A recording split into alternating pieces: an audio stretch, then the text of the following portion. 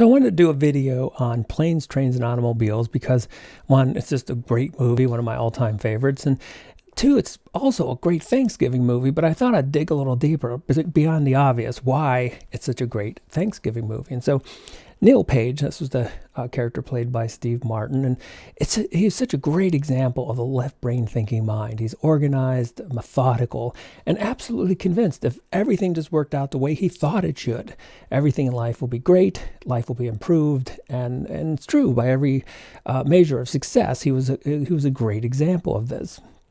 And of course, he's met with the chaos of Del Griffith, who was played by John Candy, and every time the chaos of reality threw in its unpredicted event, Neil just got more and more annoyed, and that's most of the movie.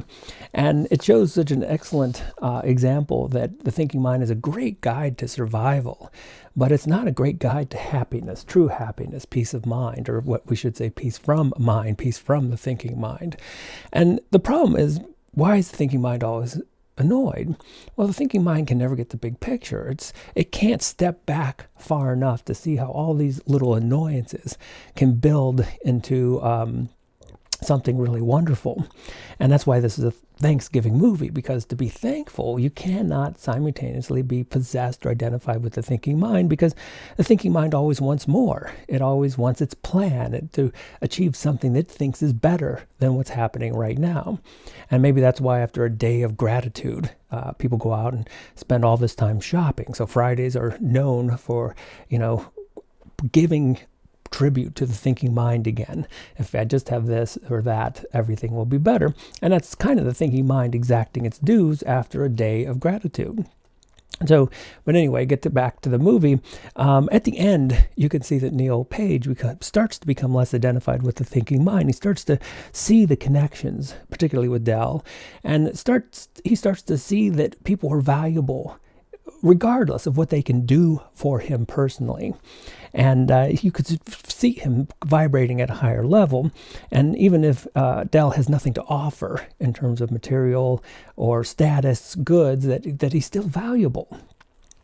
And it gets really interesting as because towards the end, Neil says one day he'll look back on all this and laugh. And I think that was really insightful, because all these annoyances, all the troubles that he went through, they're funny. I mean, that's why the movie is so hilarious. We're watching as John Candy keeps throwing in one more annoyance after another, and we're laughing the whole time, because we have that same perspective, because we're the audience. We're like that higher vibrational awareness. We see how funny these little annoyances are. We're not caught up in the thinking mind like Neil is. But Neil starts to appreciate that towards the end of the movie. And then when Del says, "I don't have a home," then Neil takes him to his home. But it gets a little bit deeper than that, because he wasn't really taking him to his home. I think what Neil started vibrating at, or started to make the connection with, and he started disidentifying with the thinking mind and realized he wasn't taking him to his home. Nothing is his. It's all our home. And when he did that, he was actually seeing the value in all beings, and that there are no others, there are no strangers.